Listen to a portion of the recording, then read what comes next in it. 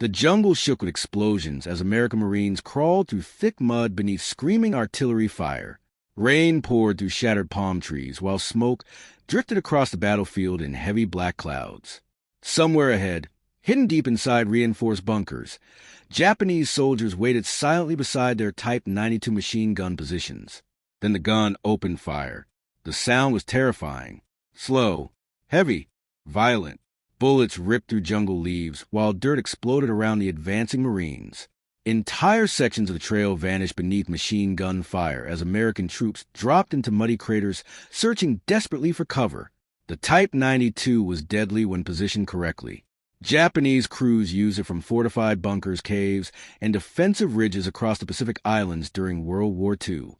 Its heavy rounds could tear through trees, sandbags, and infantry formations with brutal force. But then another sound answered back across the battlefield. Faster, sharper, relentless. The roar of the American M1919 Browning machine gun. American machine gun teams slammed the M1919 into position, while Marines opened covering fire through smoke-filled jungle terrain. Almost instantly, streams of bullets tore across the battlefield toward the Japanese defenses. The sound became nonstop chaos as both machine guns battled for control of the jungle. Japanese soldiers quickly realized something horrifying. The Americans were firing faster, much faster. The M1919 delivered rapid, sustained fire while remaining mobile enough to move alongside advancing infantry. Compared to the heavier Type 92, the American weapon adapted more effectively during fast-moving assaults through jungle terrain and island combat.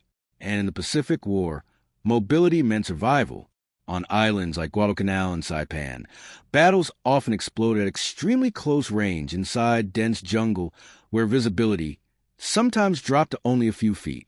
Soldiers moved through heat, insects, mud, and constant fear, while hidden enemy positions waited silently ahead. Then machine guns opened fire, and men died instantly. American Marines learned quickly that Japanese defensive positions were incredibly dangerous. Hidden bunkers covered beaches, hillsides, caves, and jungle trails with overlapping fields of fire. Some positions remained invisible until bullets suddenly erupted from camouflage-covered openings. Entire squads could disappear within seconds. During one brutal assault, Marines advanced carefully toward a ridge line after hours of artillery bombardment. Smoke covered the jungle while naval gunfire exploded behind enemy positions. Officers believed the bombardment had weakened Japanese defenses badly. They were wrong. The moment American troops approached the ridge, Type 92 machine guns erupted from concealed bunkers. Bullets tore through the jungle so violently that palm trees splintered apart. Marines dropped instantly while wounded men screamed across the battlefield. The Japanese defense was still alive and waiting. But moments later, American M1919 crews responded. Machine gun teams dragged their weapons through mud under enemy fire, while riflemen covered their movement. Then the Brownings opened up. Rapid streams of bullets hammered directly into Japanese positions, while Marines advanced behind the suppressive fire. The difference shocked many Japanese defenders. The American machine guns maintained relentless pressure while shifting positions rapidly during the assault. Marines pushed aggressively behind the covering fire, while grenades exploded closer and closer to the bunkers. The jungle became hell within minutes. Flamethrowers ignited defensive tunnels. Mortars blasted entire sections of hillside apart. Bodies lay across mud-covered terrain beneath shattered trees and burning debris. Still, the machine guns kept firing. Japanese soldiers respected the firepower of the M1919 quickly. Many defenders discovered that remaining exposed even briefly against American machine gun teams became incredibly dangerous. The volume of suppressive fire often pinned Japanese troops inside bunkers, while Marines maneuvered around defensive positions from the sides. Again and again, the battlefield balance shifted. The Type 92 remained powerful, but was heavier and slower to reposition during rapidly changing engagements.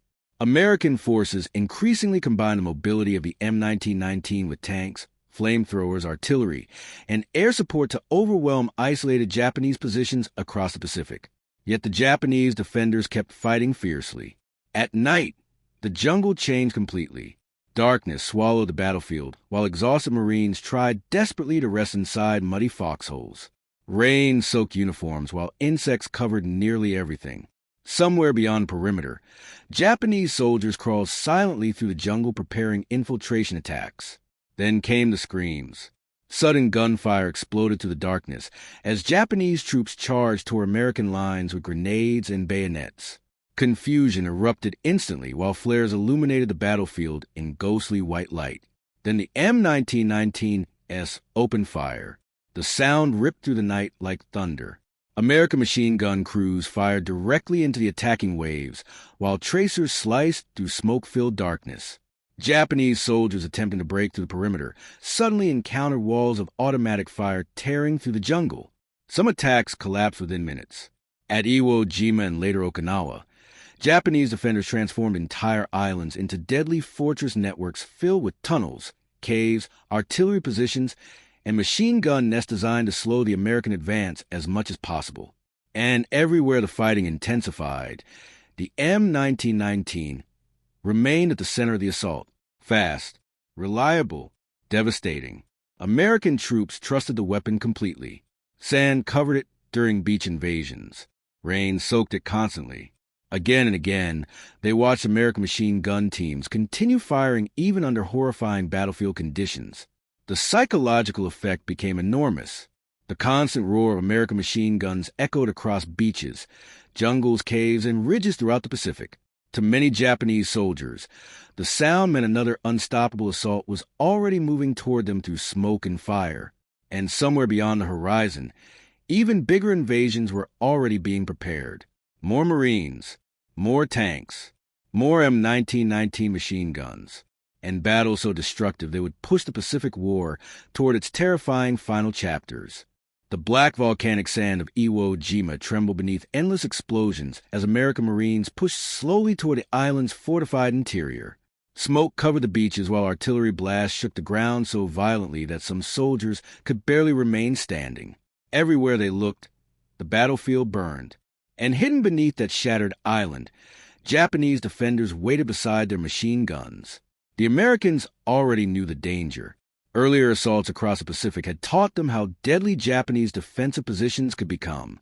Entire hills concealed tunnels, reinforced bunkers, and hidden firing ports almost impossible to detect until bullets suddenly exploded outward. Then it happened again. A concealed Type 92 machine gun opened fire directly into an advancing Marine unit. The heavy rounds tore through volcanic ash while soldiers dropped instantly searching for cover behind shell craters and shattered debris. The Japanese machine gun crew remained hidden inside a bunker reinforced with concrete steel and layers of volcanic rock.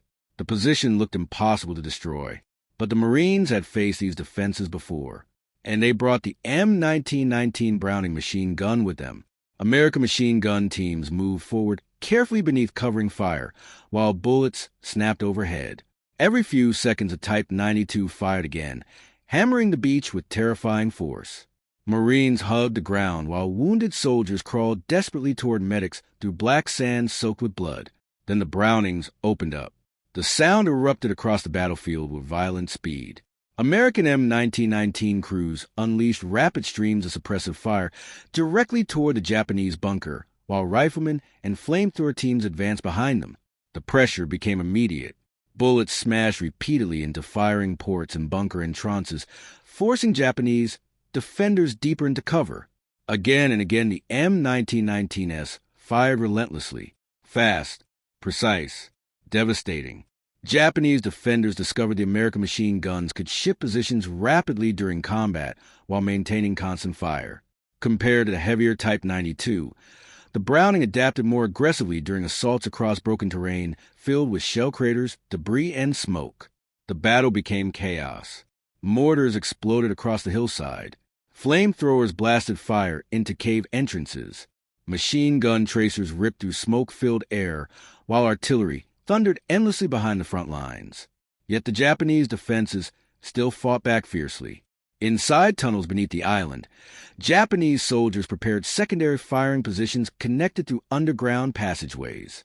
Some machine gun crews survived bombardments only to emerge suddenly from hidden openings after American troops passed nearby. Then the killing started again. One Marine squad advancing toward Mount Suribachi suddenly came under devastating crossfire from multiple concealed positions. Bullets tore through the volcanic ash while officers screamed for the men to spread out immediately. The battlefield turned into a slaughter zone within seconds. But then American M1919 crews counterattacked. Machine gun teams dropped into shell craters before firing directly into suspected bunker locations. The Brownings hammered the hillside continuously, while Marines maneuvered around the Japanese positions from the flanks. Smoke covered everything as grenades exploded across the ridges. The pressure worked. One Japanese machine gun suddenly fell silent. Then another. The Marines surged forward again beneath the covering fire of the Brownings. Japanese soldiers respected the M1919 quickly because they saw what it did during assaults. The weapon provided nonstop suppressive fire that pinned defenders inside bunkers, while American infantry closed the distance with grenades and flamethrowers. Some Japanese troops later described the psychological effect as terrifying because the machine gun fire seemed endless once the Americans established firing positions, and the battles kept getting worse. At night, the island transformed into darkness filled with explosions and fear. Japanese soldiers launched infiltration attacks through shattered terrain, hoping to surprise exhausted Marines resting near the front lines. Some carried grenades. Others fixed bayonets before crawling silently through the volcanic ash. Then came the gunfire. M1919s erupted through the darkness almost instantly. Tracer rounds sliced across the battlefield, while Marines scrambled toward defensive positions. Japanese attackers who expected confusion instead encountered walls of automatic fire ripping through the night. The screams echoed everywhere. Some attacks collapsed immediately beneath the machine gun fire. Others became savage close-range battles fought beside burning wreckage and shattered bunkers illuminated by flares overhead. Still, the Brownings kept firing. American troops trusted the M1919 deeply by this stage of the war. The weapon survived sand, rain, volcanic ash, mud, and constant combat conditions that destroyed weaker equipment. Some machine gun crews fired thousands of rounds during major engagements while barrels smoked from the heat. Yet the gun continued working. Japanese soldiers noticed that reliability too. Again and again, they watched American machine gun teams maintain overwhelming suppressive fire during attacks that never seemed to stop completely. Every time one Marine unit slowed down, another appeared behind it supported by more Brownings, more mortars, more tanks, and more artillery. The industrial strength of the United States was crushing the Pacific battlefield itself. By 1945, many Japanese defenders understood the war was turning hopeless, yet they continued resisting with incredible determination across every island the Americans attacked. Defensive positions became more elaborate. Machine gun nests became harder to destroy. Tunnel systems stretched for miles beneath some islands, but still the Americans advanced. And everywhere they advanced, the M1919 moved with them, through smoke, through fire, through caves and trenches soaked with blood and volcanic ash.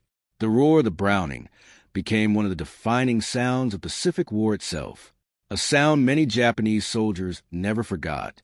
Because once the M1919 opened fire nearby, another brutal American assault was usually only moments away. And somewhere beyond the Pacific horizon, the final battles of the war were already approaching, battles that would unleash destruction beyond anything the world had yet seen.